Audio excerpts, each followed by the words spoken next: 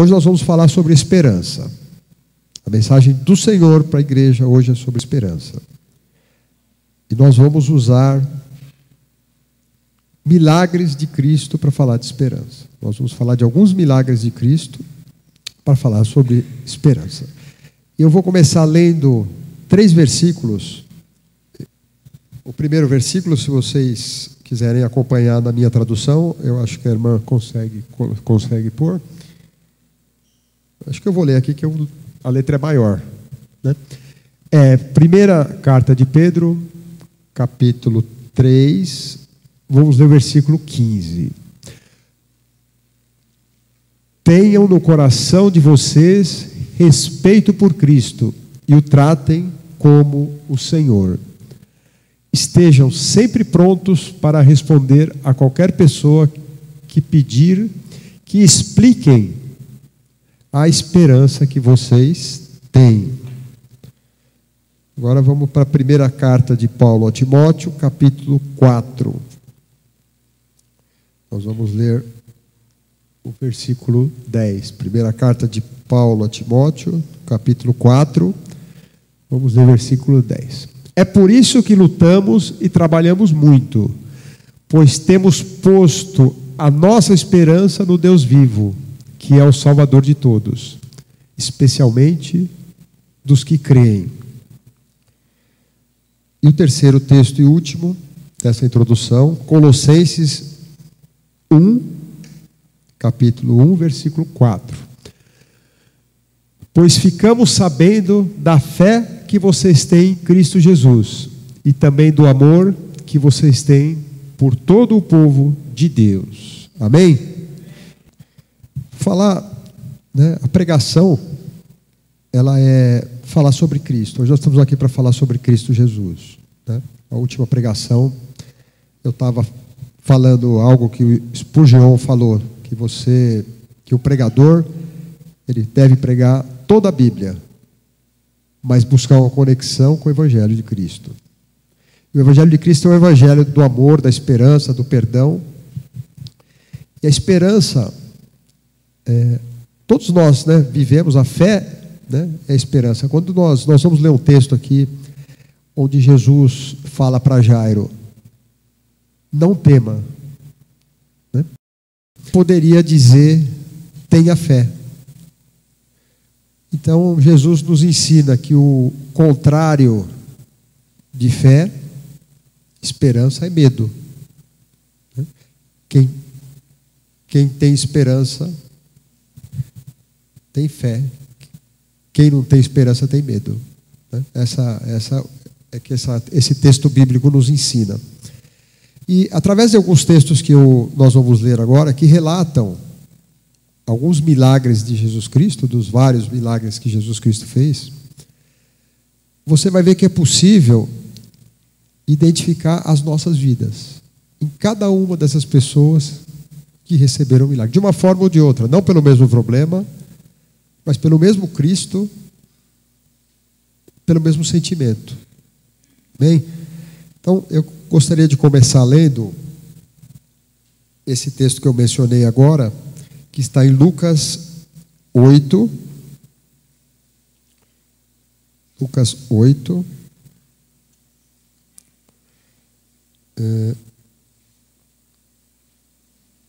Que é um texto que vai falar.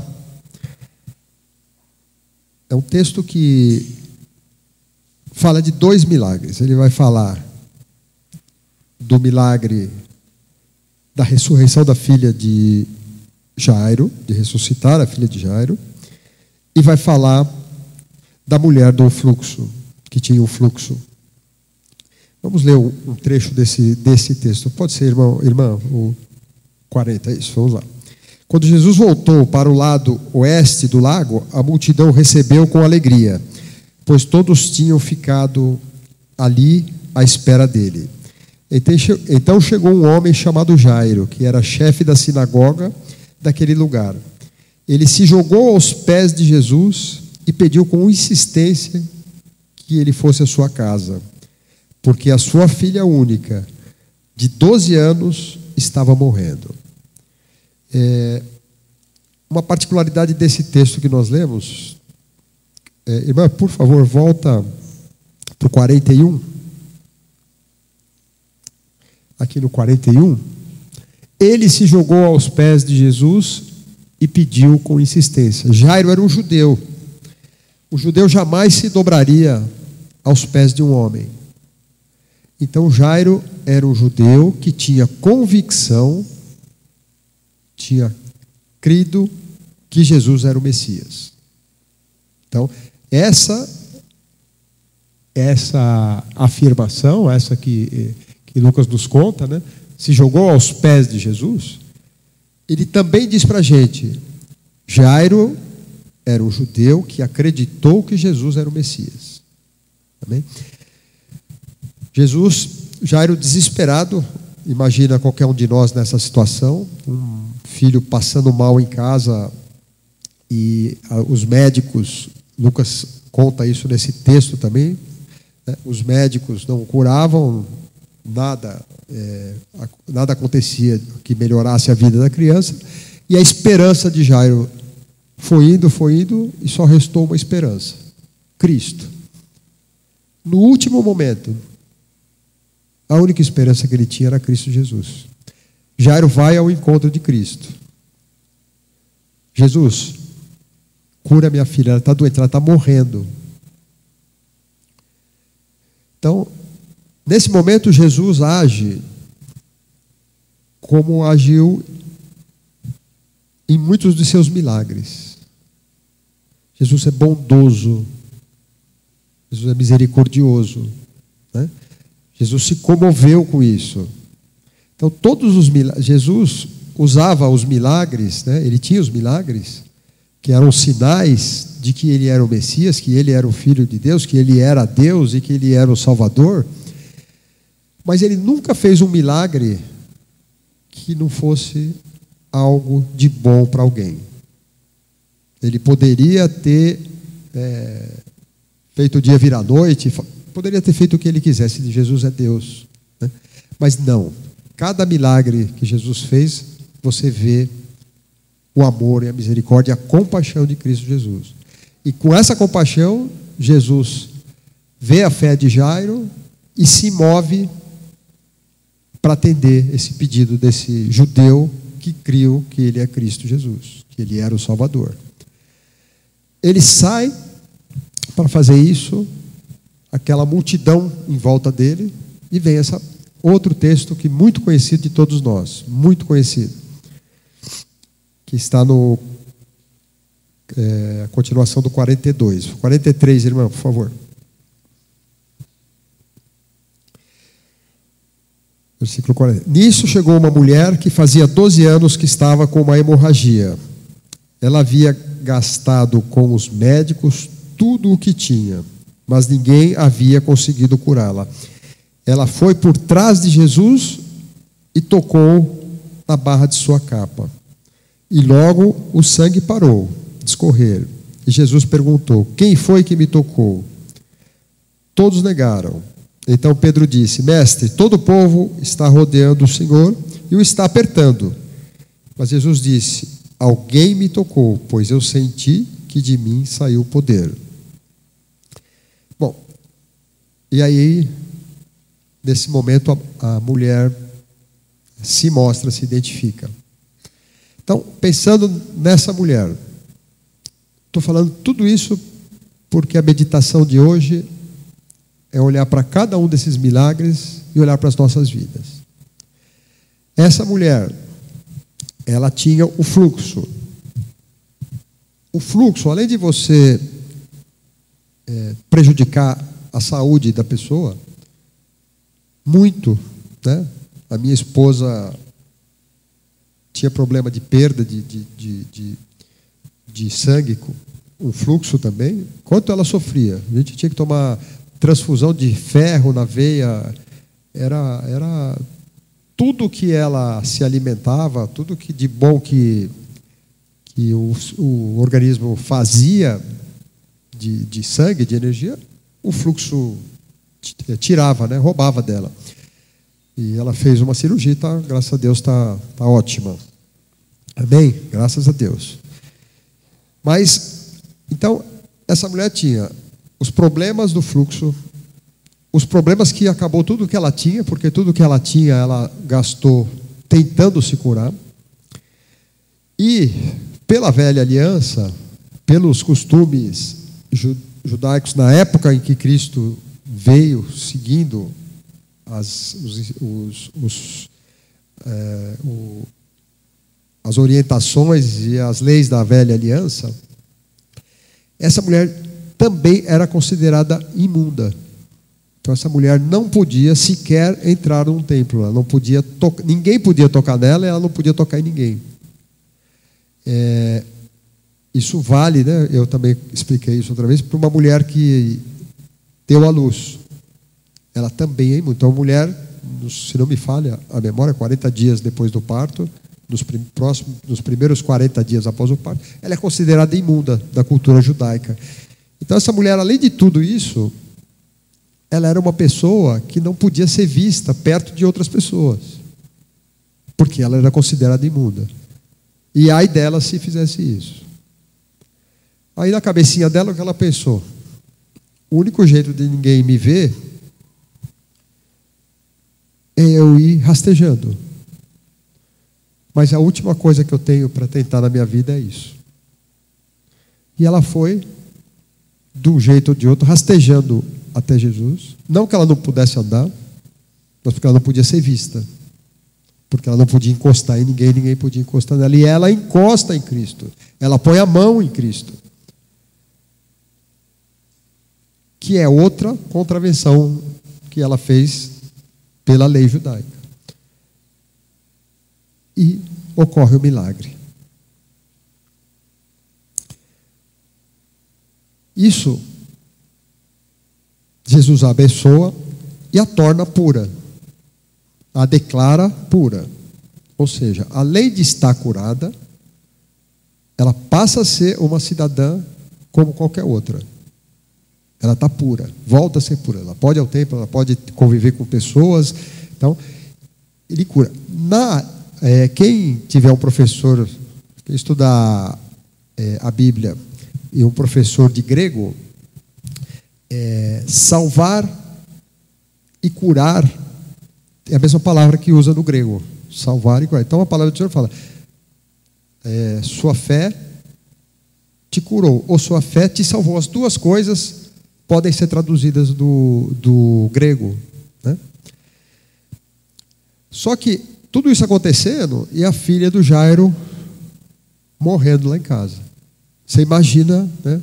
Todo mundo já abordou esse tema aqui no púlpito, a ansiedade do pobre do Jairo. Quer dizer, aquela que era a última esperança dele, que era Jesus Cristo, não vai dar tempo. Não vai dar tempo, não vai dar tempo, não vai dar tempo. E o Jairo devia estar assim: não vai dar tempo. Essa mulher, tá tudo bem que ela precisa ser, mas não vai dar tempo, não vai dar tempo. Aí quando a situação se acaba com a situação da mulher do fluxo, chega alguém que fala: acabou, ela morreu. E Jesus, né, nessa hora vê, força, agora a fé do Jairo vai embora. Acabou, a morte acabou. E Jesus sustenta contra todas as pessoas falando: agora já foi, já tinha enterro sendo organizado, velório sendo organizado. Quando tudo isso acontecendo, Jesus sentiu que precisava suportar Jairo para que a fé dele e a esperança dele não se esvaíssem. E foi isso que Jesus fez. E foi até a casa de Jairo e curou a sua filha. Então, os primeiros 2 milagres que nós falamos hoje estão no mesmo texto, né? Que é a filha de Jairo e a mulher do fluxo, com fluxo de sangue.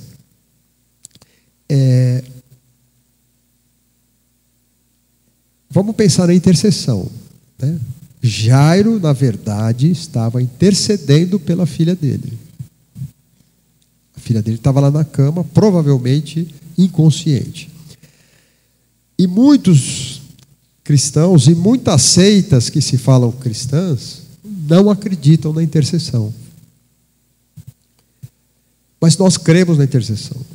Eu vejo o grupo de zap da igreja, outros grupos, ore por tal pessoa, ore por tal pessoa, nossos familiares. Então, quantas e quantas e quantas vezes nós estamos orando por pessoas em situações desesperadoras. E Deus faz seu milagre. Amém? E da mesma forma que Jairo estava intercedendo pela sua filha junto a Cristo, nós intercedemos pela vida das pessoas que nós amamos. E às vezes, por pessoas que nós nem conhecemos. Amém? Então, agora, falando um pouco da mulher do fluxo. Ela tinha uma característica. Essa tinha uma característica. Ela já tinha tentado de tudo. Ela não tinha mais o que fazer. Essa mulher foi a Cristo Jesus, rastejando até Cristo Jesus, porque ela não tinha mais nada que ela pudesse fazer. Então, muitas vezes, nós oramos por pessoas que não têm mais nada que se possa fazer. Às vezes eu coloco nas minhas orações, Senhor Jesus, eu estou orando por essa pessoa, porque essa pessoa, e nenhuma pessoa viva que eu conheço, nem essa pessoa, nem ela mesma, e nenhuma pessoa viva que eu conheço, pode fazer alguma coisa por ela no seu Senhor. Mas essa mulher conseguiu ir até Jesus. Ela conseguiu rastejar, conseguiu tocar Jesus e recebeu esse milagre. Puxa vida, alguém pode pensar desavisadamente que nós não temos essa chance. Jesus não vai passar aqui na porta da primeira igreja batista independente do Éden para que alguém que está sem esperança possa receber um milagre. Nós não podemos pensar nisso. Nós temos que pensar que ele está mais acessível hoje do que estava antes. Está tão acessível que ele mora no nosso coração. Amém? Um terceiro milagre que eu gostaria de trazer para a gente meditar, para depois falar de cada um de nós. Lucas 5:18, irmão.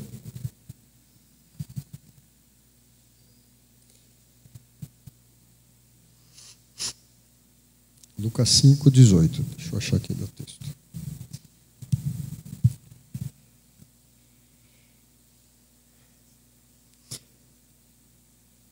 Alguns homens trouxeram um paralítico deitado numa cama e estavam querendo entrar na casa e colocá-lo diante de Jesus.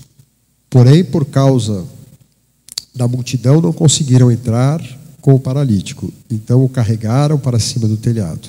Fizeram uma abertura nas telhas e o desceram na sua cama em frente de Jesus, no meio das pessoas que estavam ali.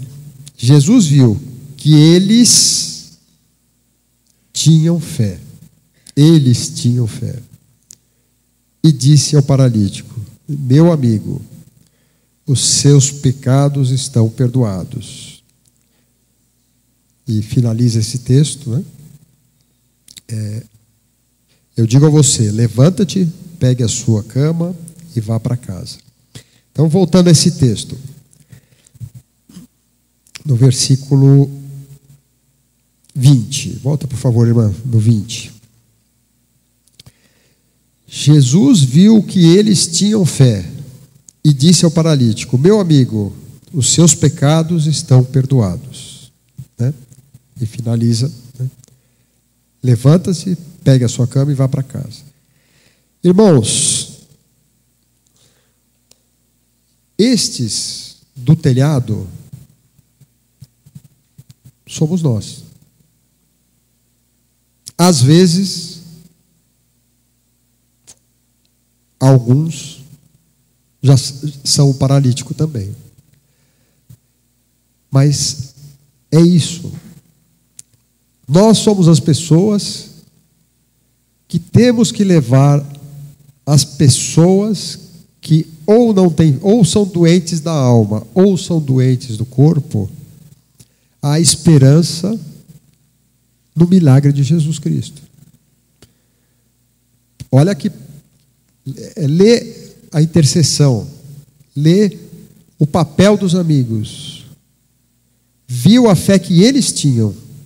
Jesus não viu a fé, a palavra de Deus não fala se ele viu fé ou não no paralítico. Nós não sabemos se Jesus viu ou não fé no paralítico.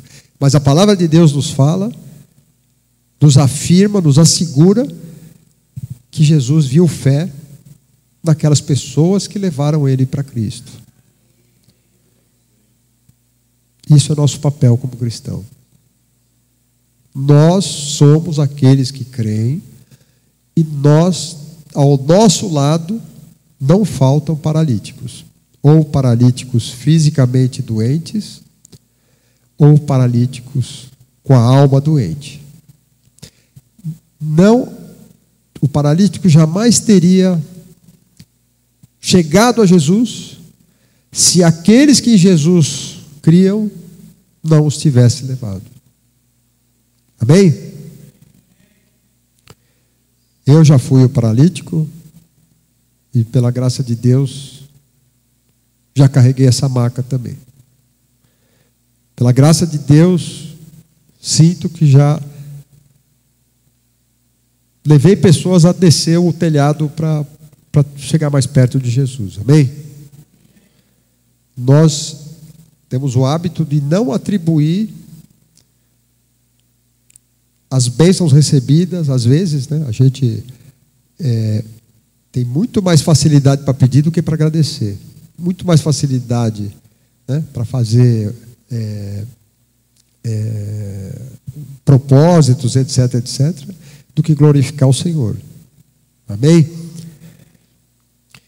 Vamos para o outro texto.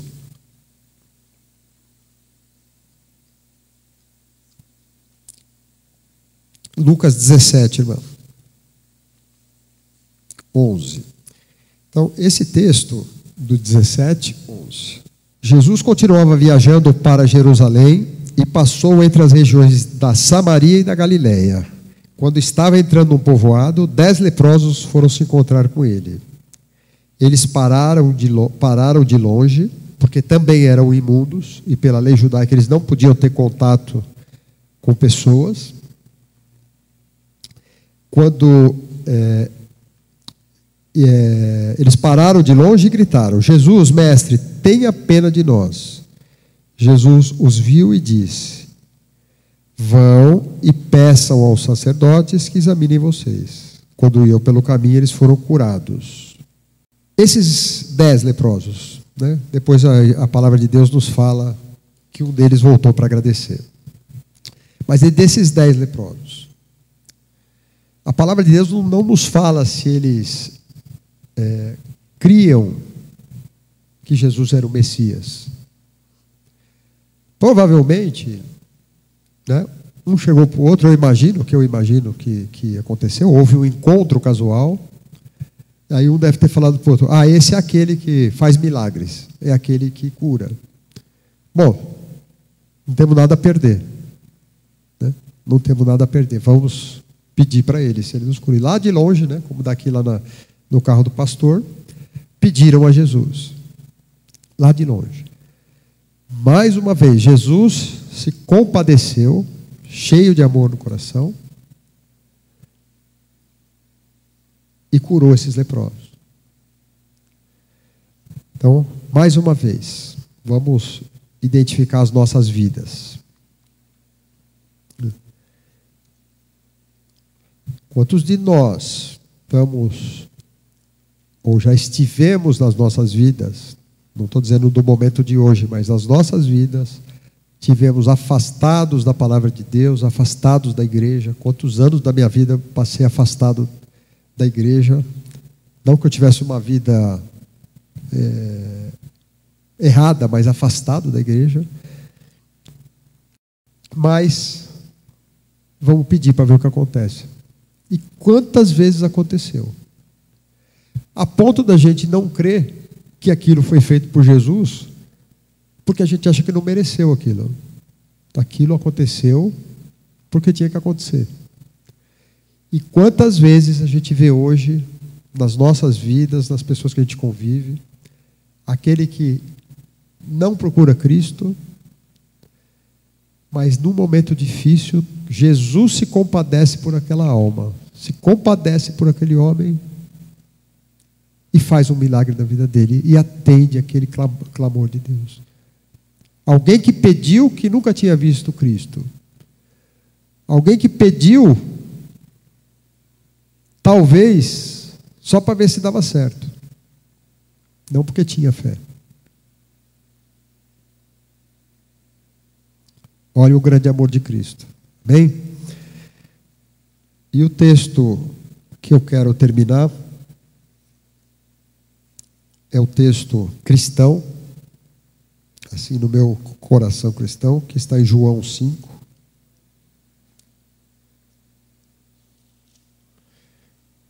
Que se eu pudesse, eu usava em todas as minhas pregações. Porque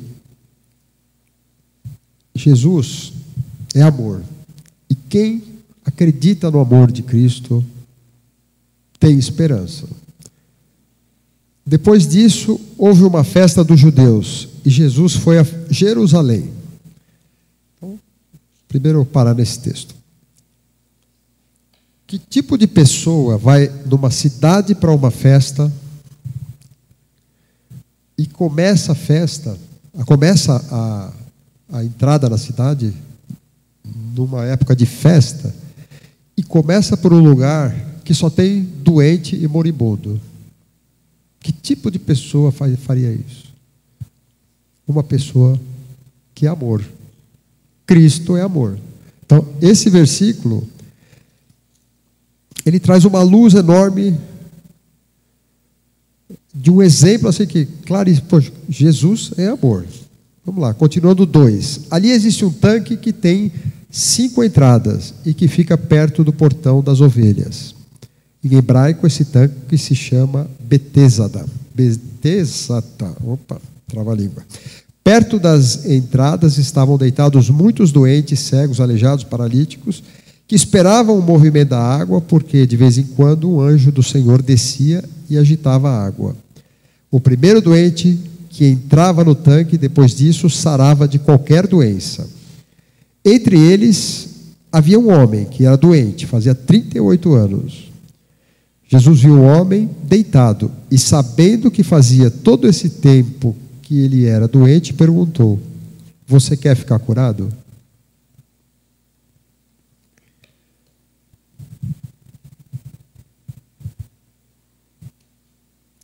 Esse paralítico,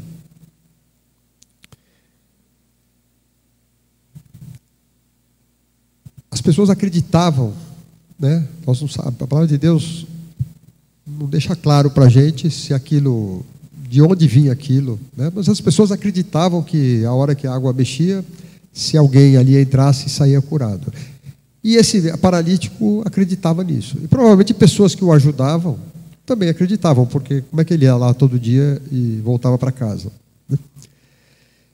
Agora, nunca o paralítico ia ser o primeiro a cair na água. E só o primeiro a cair na água poderia receber o milagre. Eu, na minha vida, nunca fui o primeiro, acho que em nada. Só, não me lembro de ter sido, nunca fui primeiro aluno, nunca fui primeiro pessoa escolhida no trabalho, no futebol nem se fala, né? Nunca fui o primeiro, né? O neto, o primeiro filho, nunca fui nada primeiro, assim, que de primeiro. E só o primeiro ia ser abençoado. O primeiro que conseguisse chegar ali ia ser abençoado. Amém? E nesse momento, Jesus olha isso. Jesus é Deus, Jesus sabe de todas as coisas. Jesus fala: esse, sem mim, não vai conseguir nada, não vai conseguir ser curado e vai padecer nesse tanque. E Jesus vai a ele e faz um milagre.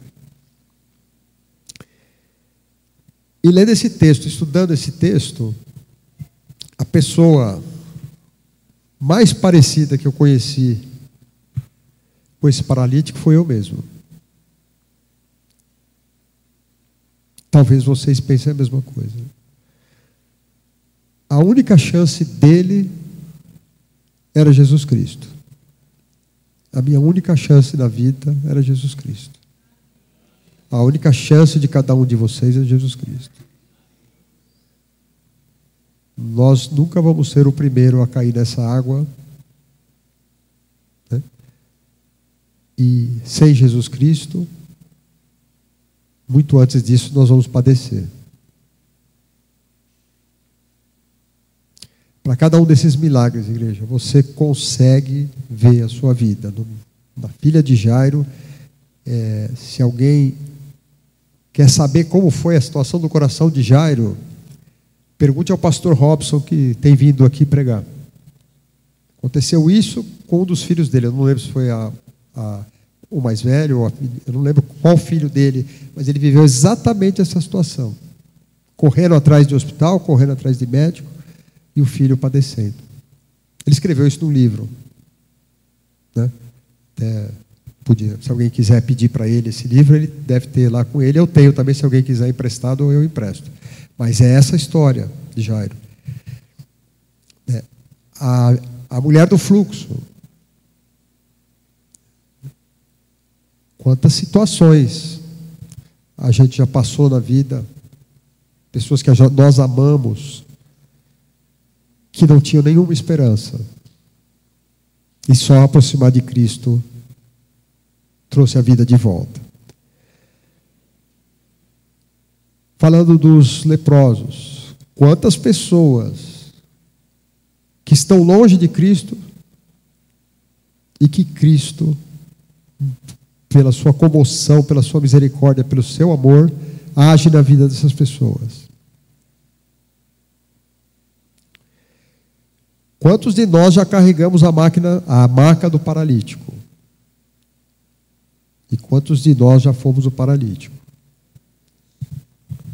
E aí algo que todos nós somos. O paralítico desse tanque de Betesda, que depende totalmente de Jesus Cristo. Amém? Vamos orar?